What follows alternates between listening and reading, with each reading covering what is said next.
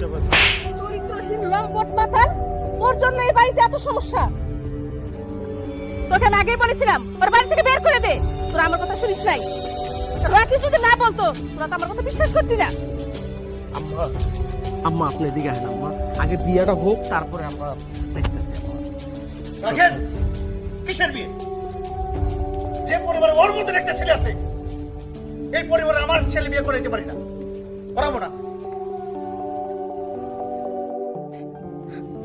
বিয়াই আমার একমাত্র মেয়ে, যদি বিয়েটা ভাঙে দেন সমাজে মুখ দেখাই দেওয়ার না। যে ছেলেটার জন্য বিয়ে ভাঙতে যেতেছেন এই ছেলেটা আমার পরিবারের কেউ না। এই ছেলেটা আমার মেয়ের সাথে একই ইউনিভার্সিটিতে পড়ে।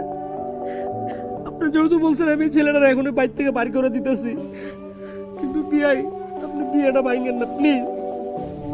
প্লিজ, আমার একটা মাত্র মেয়ে, এখন যদি বিয়ে ভেঙে দেন আমার অনেক বড় ক্ষতি হয়ে যাবে। আর বিয়ে বাড়িতে যদি 100 কথা হয়, প্লিজ ভাই বিয়েটা ভেঙে দিয়েন না।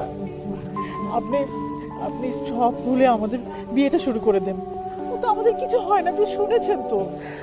আপনি বললে আমি ওরা এখন বাড়ি থেকে বের করে দেবো বিয়াই। ওনারা একদম সত্যি কথা বলছে। আমি এই পরিবারের কেউ না, বাইরের ছেলে। অনামিকা আমার ইউনিভার্সিটি ফ্রেন্ড, কিন্তু ওর আমার সম্পর্কটা না আঙ্কেল শুধু বন্ধুত্বের না, এর অনেক উপরে। আমি ওকে একদম নিজের ছোট বোনের মতো আদর করি আঙ্কেল। আমার তো আসলে নিজের কোনো বোন নাই, এই জন্য ভাবছিলাম যে অনামিকের বিয়েতে মানুষ নিজের ছোট বোনের বিয়েতে যা যা করে সব করবো, ওইভাবে মজা করবো আঙ্কেল। মজা করতে করতে একটু বেশি করে ফেলছে, ভুল হয়ে গেছে। আপনি প্লিজ বিয়েটা ভাঙবেন আঙ্কেল, প্লিজ। আপনি প্লিজ প্লিজ বিয়েটা ভেঙেন না। আমি কথা দিচ্ছি 1 মিনিটের ভিতরে আমি আমার সব ফ্রেন্ড দেখে এখান থেকে বের হয়ে যাবো। আর কোনোদিন আপনাদেরকে আমার চেহারা দেখাবো না আঙ্কেল। সত্যি তোরা চল।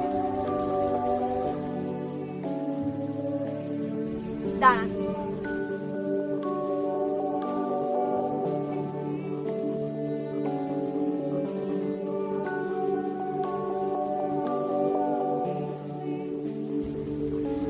বাবা আমি এতক্ষণ যাব সব শুনছি, সব দেখছি, চুপ করেছিলাম, কিছু বলি নাই। তুমি বললা নাই ফ্যামিলিতে সমস্যা আছে, তাহলে বলতে হয় আমাদের ফ্যামিলিতে আরো বেশি সমস্যা আছে। কারণ আমার কাজিন রকি, ও প্রতিটা মুহূর্ত আমাকে বিরক্ত করে। আর এই বিরক্ত করার প্রতিবাদ করতে এই ছেলেটা গেছিল। এই কারণে তোমার কাছে এসব উল্টাপাল্টা কথাগুলো সাজিয়ে বলছে। সব দোষ